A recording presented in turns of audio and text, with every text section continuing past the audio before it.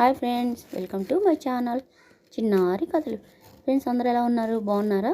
నేను కూడా చాలా చాలా బాగున్నాను ఫ్రెండ్స్. మీరు కూడా చాలా బాగుండాలి ఫ్రెండ్స్. చిన్న రిక్వెస్ట్, ఫస్ట్ టైం మా ఛానల్ చూస్తున్నట్టయితే ప్లీజ్ ఒక లైక్ చేసి వీడియో చూడండి ఫ్రెండ్స్. మీ ఒక లైక్ మా ఛానల్ ఎంతో ఎంతో గ్రోత్ అవ్వడానికి ఉపయోగపడుతుంది ఫ్రెండ్స్. చాలా ముందుకు తీసుకువెళ్తుంది ఫ్రెండ్స్. ఈరోజు ఒక చిన్న చిట్టి కథను చెప్పుకుందాం. మాణిక్యదేవితో వివాహం అయినాక సంతానం కొరకు చిన్న కథని చెప్పుకుందాం. కాంబోజరాజు నవవధు అయిన మాణిక్యదేవితో పొద్దు తెలియ ఆనందోల్లాసములలో తేలియాడుచుండెను. దినములు, నెలలు, సంవత్సరాలు గడిచినవి. కానీ ఆయన చింత మాత్రం తీరలేదు. ఆయన తన మంత్రులను, పండితులను పిలిచి తమకు సంతానం ప్రాప్తి అగు విధముని తెలపమని వారందరూ సమిష్టిగా ఆలోచించి మహారాజుతో, రాజా, ప్రాణకోటిని తృప్తిపరిచే దానికన్నా మించిన పుణ్యకార్యము లేదు. కావున తమరు మన రాజ్యంలో చెరువులు, బావులు తవ్వించుట, నిత్యాన్నదానం చేయుట, యజ్ఞయాగాదులు చేయిస్తే తమకు తప్పక సంతానము కలుగును అని చెప్పారు.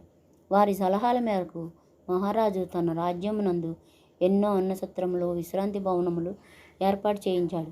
చెరువులు, బావులు తవ్వించాడు. బాటలకు ఇరువైపులా చెట్లు నాటించి బాటసారులకు ఆనందం చేకూర్చాడు. త్వరలోనే ఆయన కీర్తి దేశం నలుమూలలా వ్యాపించింది.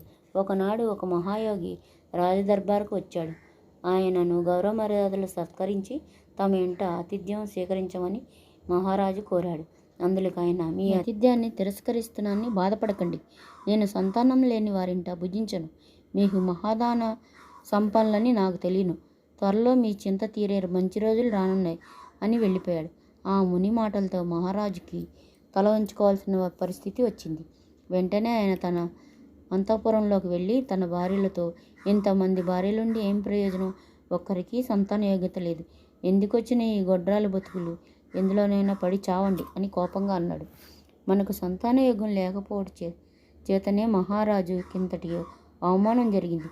రాజుగారు మరో కన్యను పెండ్లి ఆడి వచ్చినట్లయితే వారికి సంతానము కలగవచ్చు.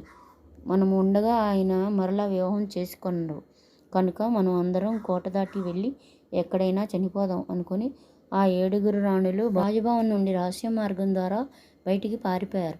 వాళ్ళు చివరికి ఒక అడవిలోకి చేరుకున్నారు. అక్కడ వారికి ఒక పాడుబడ్డ బావి కనిపించింది. దానిలో దూకి చనిపోదామని వాళ్ళు సిద్ధపడుచుండగా ఒక సిద్ధపురుషుడు వారి ఎదుట ప్రత్యక్షమయ్యాడు. వాళ్ళు చేస్తున్న చివరి ప్రార్థన ఆయన విన్నాడు. దేవదేవ, మమ్మల్ని గుడ్రాలుగా ఎందుకు సృష్టించావు? మేము నీ భక్తిలో తెలిసి కూడా ఎన్నడూ ఏ తప్పు చేయలేదు. మా భర్త అనేక పుణ్యకారాలు చేశారు. వారిని ఎందుకు క్షోభించినట్లు చేశావు? మేము చనిపోయిన తర్వాతనైనా ఆయనకు సంతానము ఇయ్యగలిగే భార్యను ప్రసాదించు అని నూతిలో దూకుచున్న వాళ్ళని ఆయన ఆపి, అతివెల్లారా, మీరిట్లా ప్రాణత్యాగం చేయకూడదు. మీ బాధకు కారణము నాకు తెలుసు. మీకు సంతానము కలుగు విధానము నేను చెప్పేదను. ప్రస్తుతం మీరు కోటకు వెళ్ళండి అని చెప్పాడు. ఫ్రెండ్స్, కథ నచ్చిందా? తర్వాత భాగం రేపు చెప్పుకుందాం. ఫ్రెండ్స్, ఈ కథ నచ్చినట్టయితే ప్లీజ్ ఒక కామెంట్ చేయండి ఫ్రెండ్స్. ఒక లైక్ చేయండి, షేర్ చేయండి, సబ్స్క్రైబ్ చేయండి ఫ్రెండ్స్. సబ్స్క్రైబ్ చేసినాక పక్కనే ఉన్న బెల్ గంట నొక్కండి. ఉంటాను. Bye bye.